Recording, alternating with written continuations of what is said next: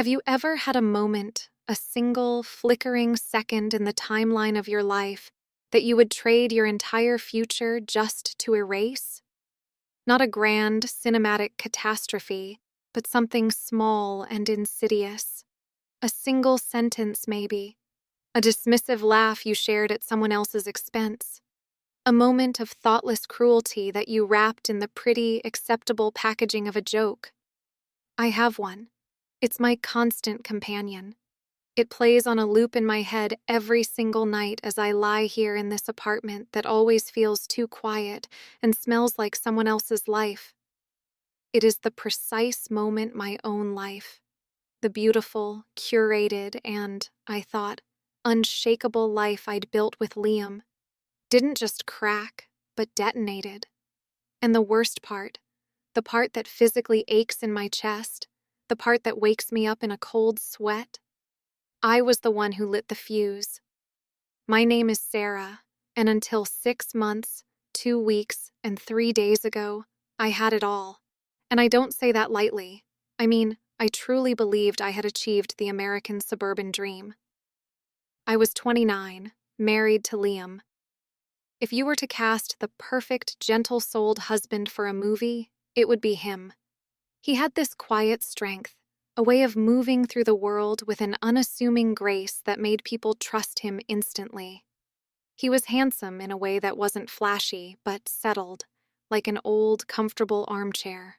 Warm eyes, a jawline that could cut glass, and a smile that reached all the way up to his temples. We had the house to match. A 3-bedroom craftsman in a leafy Austin suburb, the kind of place with a wide front porch where we'd drink coffee in the mornings and a big, ancient oak tree in the backyard. We had the requisite golden retriever, a goofy, oversized Muppet named Gus, who Liam had rescued from a high-kill shelter years before he met me. That should have been my first clue about him, right? His inherent, uncomplicated goodness. Our life was a tapestry woven with comfortable rituals. Every Sunday, without fail, we'd go to the farmer's market and he'd patiently wait while I sampled every single cheese. Tuesdays were Taco Tuesdays, with him meticulously chopping cilantro while I made margaritas. Our weekends were a blur of backyard barbecues, the air thick with the smell of grilled corn and the sound of our friends' laughter. It was perfect. I plastered that perfection all over my Instagram. I narrated it to my parents on our weekly calls. I sold the story of my perfect life so effectively that I completely bought into it myself. But perfection is a fragile veneer, and if you look closely, our life was covered in hairline fractures. I was just too busy applying a fresh coat of paint every day to ever acknowledge them. Liam was a software engineer for a growing tech startup. He was genuinely brilliant, a problem solver, but he wore his intelligence like a well-worn coat, not a flashy suit. He wasn't the loudest man at the party. He was the one in the corner, nursing a beer, really listening to someone, making them feel like they were the only person in the room. He remembered the insignificant details that are never truly insignificant. The name of your mother's cat, that you hated parsley, the obscure band you mentioned loving 6 months prior. He made people feel seen. I am the opposite. I've always been a performer. My personality is a firework display, loud, bright, and demanding attention. I work in public relations, a job that is, at its core, the art of strategic storytelling. I spin narratives. I make products, people, and companies seem bigger, better, more desirable than they are. And somewhere along the line between my professional and personal life blurred into non-existence. I wasn't just spinning stories for my clients. I was spinning my own life, my own husband, my own reality. Our friend group was the kind you see in sitcoms, an inseparable unit forged in the fires of college midterms and cheap beer. 3 other couples, a loud, loving, chaotic mess of people we navigated adulthood with. My best friend Chloe was my anchor in that group. We'd met during freshman orientation and had been functionally the same person ever since. Our conversations were a stream of consciousness with no boundaries. And I mean, no boundaries. The silly arguments Liam and I had over laundry, his deep-seated anxiety about public speaking, the most intimate, private details of our life together. It all felt like harmless venting to me, a pressure release valve. Isn't that what a best friend is for? To be the vault for all the messy, unfiltered, ugly parts of yourself you can't show the rest of the world? In hindsight, the pattern is painfully clear. It was a slow poison I was administering in tiny, seemingly harmless doses. A little jab here, a sarcastic eye roll there. At a Christmas party with his family, when he nervously gave a heartfelt toast, I later whispered to Chloe, "God, he gets so earnest.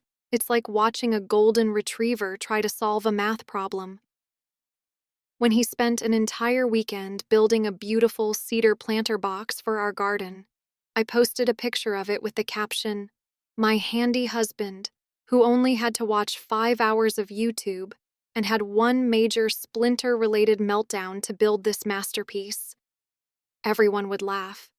Liam would offer that small, tight smile I came to know so well. And I'd squeeze his arm, kiss his cheek, and believe, truly believe, that this was just our dynamic. Playful teasing, the way we loved. But was it playful? Or was it a constant low-grade campaign of diminishment? Was I so deeply insecure, so terrified that his quiet, steady light would eclipse my desperate sparkle, that I had to keep chipping away at him? I needed to remind our friends, but maybe most of all, I needed to remind myself that this kind, good man wasn't actually perfect, that I was still the interesting one, the funny one, the star of the show. I don't know the answer. The terrifying truth is that I may never know. The night the world ended was a Thursday in early May. The air in Austin was thick and sweet with the smell of jasmine. It was our sacred monthly girls' night. We usually rotated between trendy bars with 2-for-1 specials, but Chloe's first baby, a tiny, demanding creature named Leo, was only a few weeks old. So, a night in at my place it was. Just me, Chloe, and my other close friend, Jessica. Jessica is a divorce attorney, which should tell you everything you need to know about her. She has a professional and personal fascination with the failure of relationships. She thrives on the drama, the sordid details, the he said, she said of it all. She's a world-class instigator, a surgeon of gossip, skillfully finding the one tiny thread of discontent and pulling on it until the entire tapestry unravels.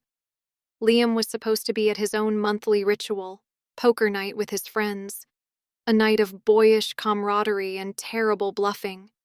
He'd kissed me goodbye around 7, his lips tasting of the mint tea he always drank after dinner. "Have fun," he'd said. "Don't solve all the world's problems without me." Gus was already asleep on the cool tile by the back door. I'd lit the expensive diptyque candle that Liam always said smelled like a rich lady's funeral, but that I loved. The stage was set for a perfectly normal evening, dangerously, catastrophically normal. The first bottle of rosé disappeared quickly as we dissected the usual subjects. Chloe walked us through the monotonous, sleep-deprived reality of new motherhood. Jessica recounted, with theatrical flair, a deposition where her client's husband had tried to claim their pet parrot as a dependent. It was all light, familiar territory. Then, as the second bottle was opened and the wine began to loosen my already tenuous filter, the conversation inevitably veered into the landscape of our relationships. "Mark is going to be the death of me," Jessica declared, dramatically refilling her glass. "He genuinely believes that the laundry hamper is a magical portal and that if he just leaves his clothes on the floor next to it, they will be teleported, clean and folded, back into his drawers. We all groaned in solidarity. Chloe shared a story about her husband, Ben, buying the wrong brand of diapers, not once, but 3 times. It was the standard currency of our girls' nights, benign complaints, shared grievances that bonded us. And then Jessica turned her laser-like focus on me. Her eyes had that familiar, predatory glint. "All right, Sarah, enough about us mortals. How is life with St. Liam? Did he solve world hunger on his lunch break today?" That old, insidious urge surged through my veins, the compulsion to perform, the need to knock my own life off the pedestal I'd so carefully placed it on. "Oh God, please," I scoffed, performing a perfect eye roll. "Let's not get carried away. The man spent 20 minutes this morning trying to figure out how to work the new coffee maker. It has 1 button. 1. Jessica smirked, sensing an opening. "Come on, that's weak. We need the real dirt. There has to be a flaw, a crack in the perfect facade. Nobody is that good." And I, like an absolute fool, walked right into the trap she'd so expertly laid. Why? Why did I feel that pathological need to comply? Was it the wine dulling my conscience? Was it some festering resentment about his goodness that I couldn't even admit to myself? I glanced at Chloe. She was my barometer, my safe harbor. She offered a small, tired smile. She was the one I vented to about everything, after all. She already knew the secrets. So in my fuzzy, rosé-soaked logic, it felt like a safe space. I wasn't betraying him to strangers. I was just talking with my inner circle. "Well," I began, leaning in, lowering my voice as if sharing a state secret. "You know, I've mentioned he's a bit reserved in certain aspects of his life?" Jessica's eyes widened. This was the pay dirt she'd been digging for. "Reserved how?" The floodgates didn't just open. I blew them off their hinges with dynamite. I talked about our private life, our intimacy. And then I arrived at the subject that would become the epitaph of my marriage. I started talking about his physical size. It began as a self-deprecating joke, a way to prove to Jessica that my husband wasn't some godlike figure. Let's just say that when it comes to certain endowments, he's more of a quality over quantity kind of guy, I said. Jessica let out a sharp, piercing shriek of laughter that made Gus lift his head from the floor. "No, shut up, Sarah," she gasped, clutching her wine glass like it was a lifeline. "You're telling me that Mr. I build complex algorithms for fun is working with a thumb drive?" The comment was grotesque. It was a cheap, nasty shot at a man who wasn't there to defend himself. And I, his wife, his partner, his supposed protector, didn't shut it down. I didn't tell Jessica to go to hell. I didn't defend the man I had promised to love and honor. I smiled. I basked in the glow of her attention. And then I made it worse. "I'm just saying you're not going to mistake it for a Louisville Slugger. It's more Little League." Chloe went completely still. She was staring so intently into her wine glass you'd think the secrets of the universe were swirling in the pale pink liquid. Her silence was a scream. It was a 5-alarm fire bell. But I was deaf to it. The only sound I registered was Jessica's breathless, ugly cackling. And in that moment, it felt like validation. It felt like I was interesting and funny. It felt like I was winning. How could one person be so profoundly, breathtakingly stupid? How could I have been so gratuitously cruel? We were so lost in our toxic little echo chamber that we didn't hear it. The quiet sound of a key in the back door lock. The soft click of the door opening. The almost silent padding of socked feet on the hardwood floor of the hallway. Liam's poker night had been canceled at the last minute. His friend Dave's son had a fever. He'd sent me a text an hour earlier, but my phone was on the coffee table, screen down, on silent mode.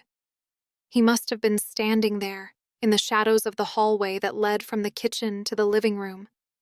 For how long? 30 seconds? 2 minutes? Long enough to hear his wife, the woman who knew his every vulnerability, dissect his manhood like a frog in a high school biology class.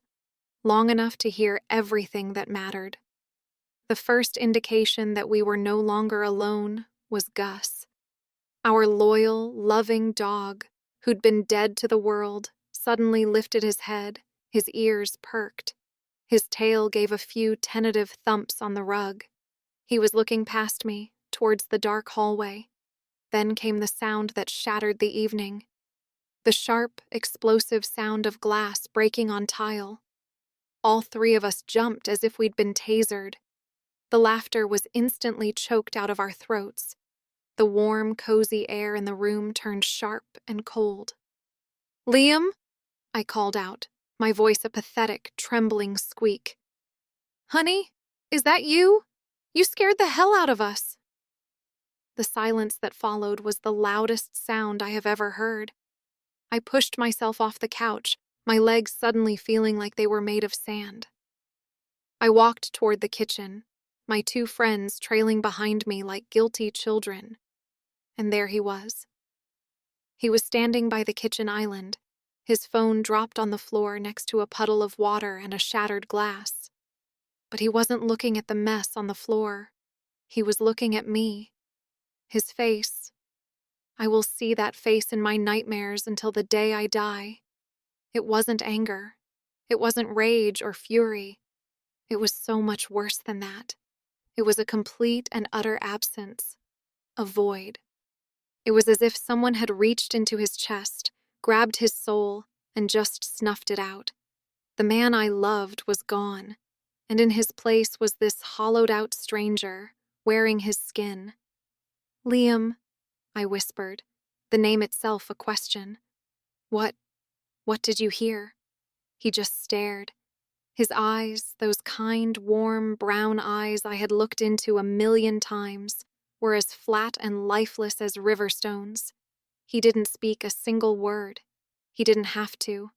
The truth was hanging in the air between us, thick and suffocating. I knew. My so-called friends knew.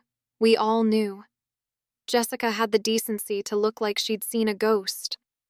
Chloe's face was ashen, and she looked like she was actively fighting the urge to vomit. She wouldn't or couldn't meet my gaze. He took a slow, deliberate breath. Then he turned his back on me. He walked down the hall into the sanctuary of our bedroom. I heard a dresser drawer slide open with a soft, wooden sound. Then another. I remained frozen, a statue in the middle of my beautifully decorated living room, the cloying scent of the baize candle suddenly smelling like rot. A minute later, which felt like an eternity, he walked back out. He had his car keys clenched in one fist and his wallet in the other. He didn't look at me. He didn't glance at my friends, who were shrinking against the walls. He walked to the front door, opened it, and stepped out into the humid Texas night. He didn't slam it. That would have been too emotional, too engaged. He closed it softly, gently, behind him. The final, definitive click of the latch was the sound of my life ending. And then he was gone. For at least a full minute, none of us moved or spoke. The hum of the refrigerator was deafening. "Oh my God," Jessica finally whispered, her voice raspy. He was right there, the whole time. I spun on her, a tidal wave of hot, misplaced rage crashing over the cold terror in my gut. "You! This is all your fault! You were the one pushing me, asking for dirt!" "Me?" She shot back, her face a mask of pale indignation.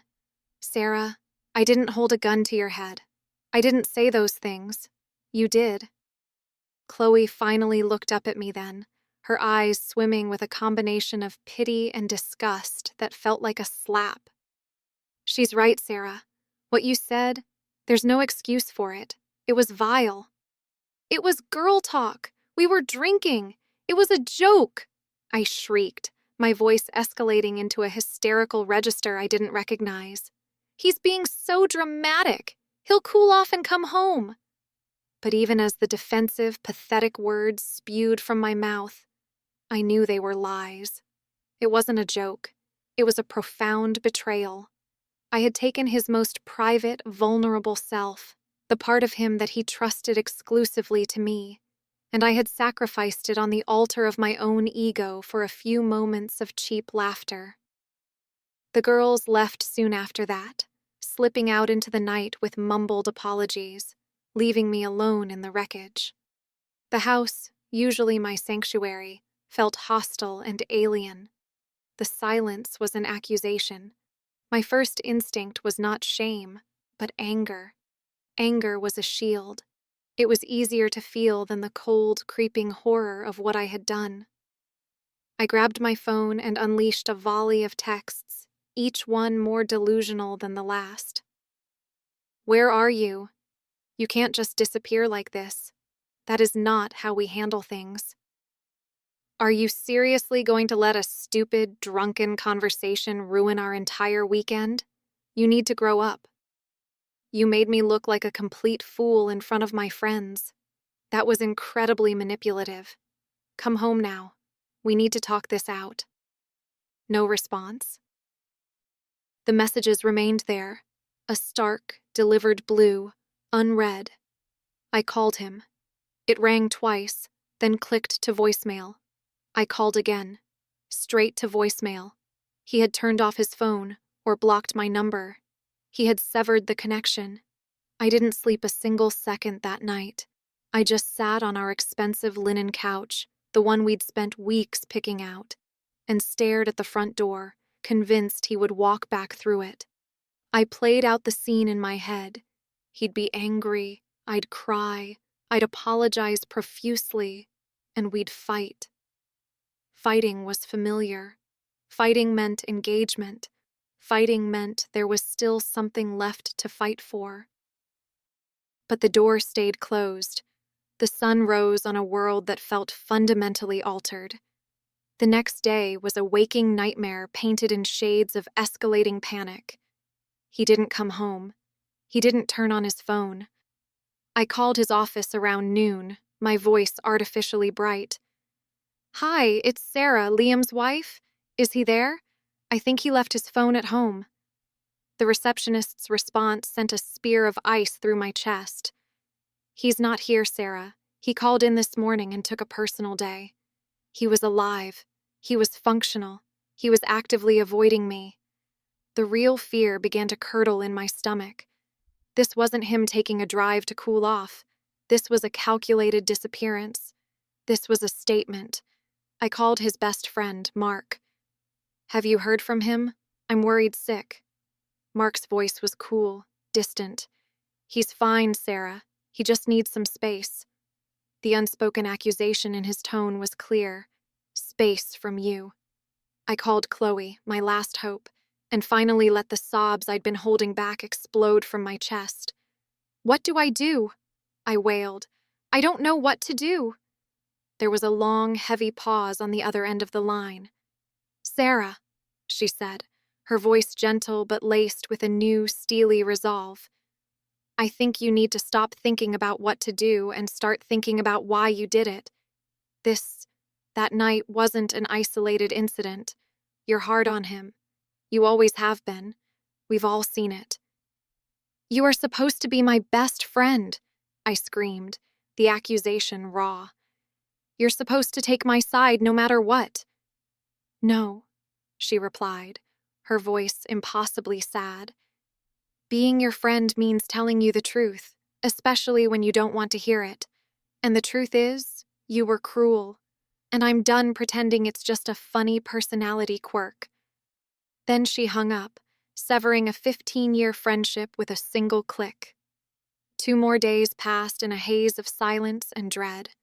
I barely ate. I wandered through the rooms of our house, his presence everywhere and nowhere at once. His coffee mug by the sink, his running shoes by the door. I was losing my mind. I actually drove to the police station and tried to file a missing persons report. The officer behind the desk, a man with tired, seen-it-all eyes, gave me a look of profound pity. "Ma'am, it sounds like you had a fight with your husband. He's an adult. He's allowed to leave. He'll come home when he's ready."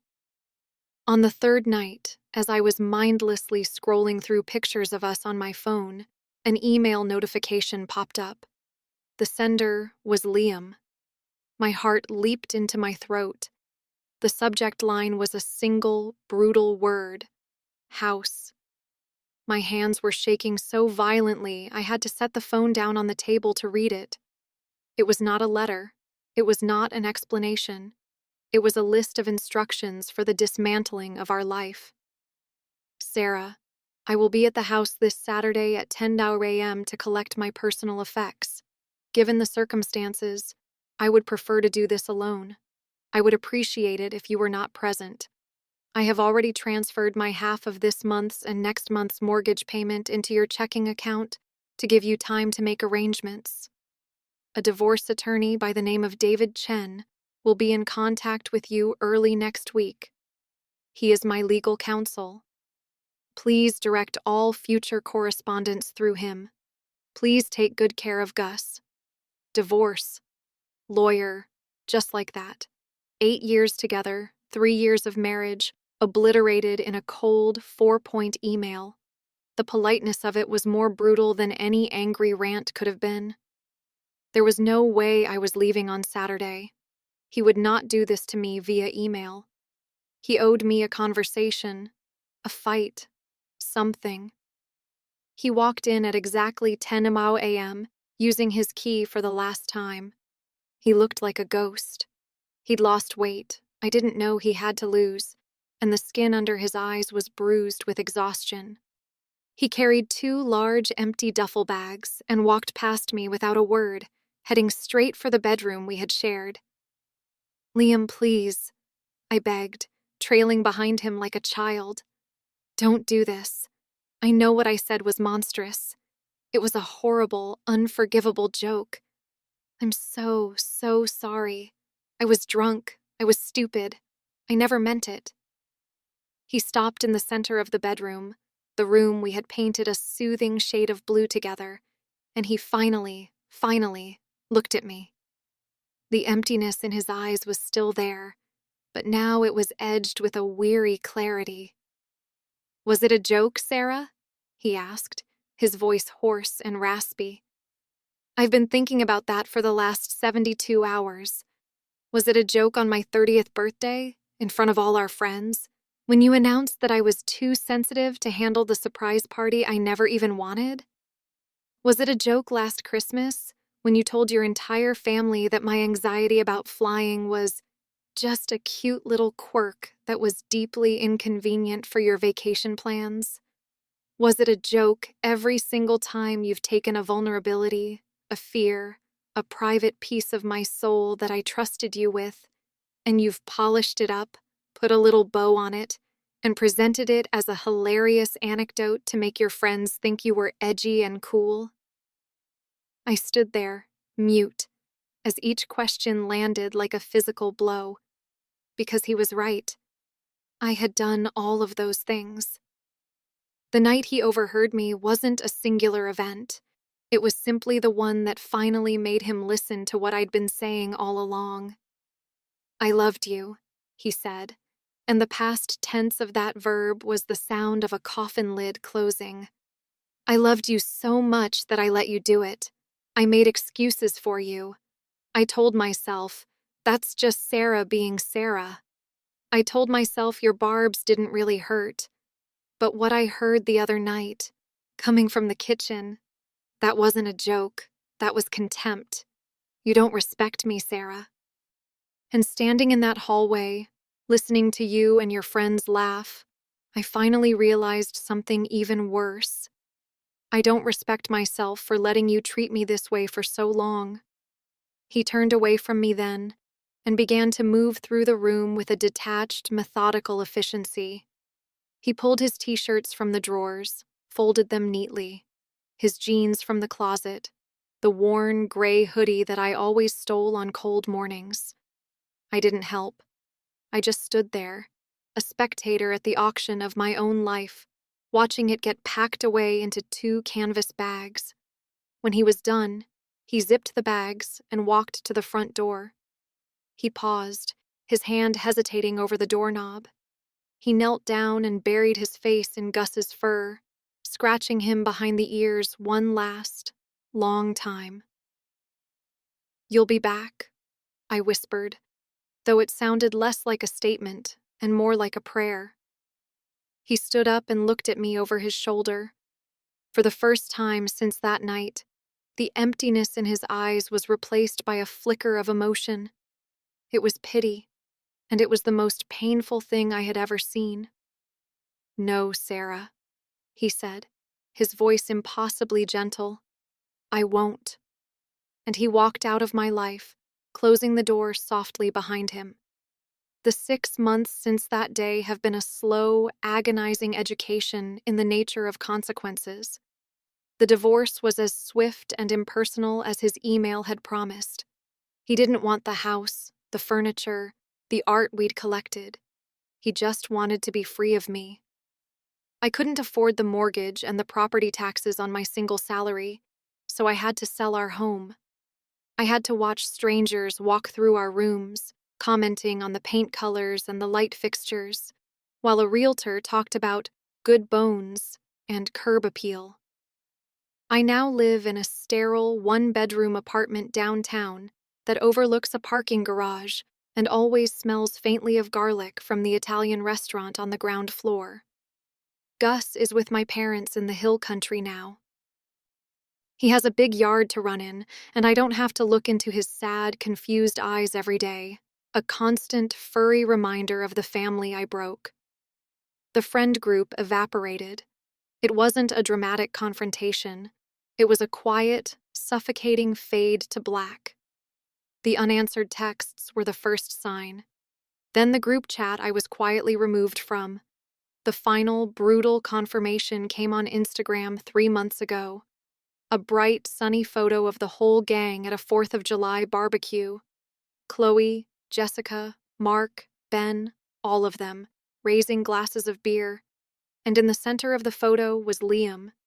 He had his arms slung around a woman I'd never seen before. She was laughing, her head thrown back. She was beautiful, and she was looking at him not like he was a punchline, but like he was the sun. I ran into Chloe at a Target last week. We locked eyes over a display of throw pillows. The sheer, unadulterated panic that flooded her face told me everything. She didn't smile or wave. She just abandoned her half-full cart in the middle of the aisle and practically fled towards the exit. So this is my life now. I am alone. I am a ghost haunting the edges of a life that moved on without me.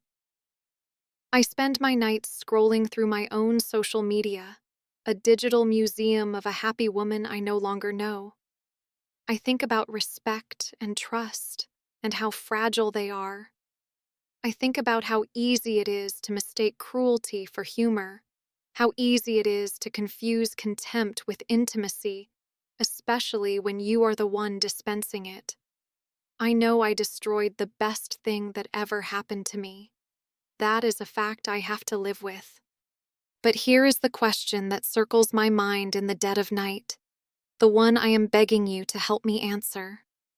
Am I a monster? Am I an irredeemable, evil person for what I did?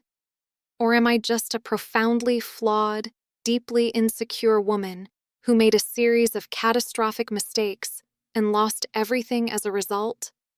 So, I'm asking you, because my own moral compass is shattered. Was this an unforgivable sin? Or is there a path to redemption for someone like me? Does everyone, even someone who said something so deeply rotten, deserve a chance at forgiveness, even if it's only from herself? Tell me what you think, because I really, truly don't know anymore.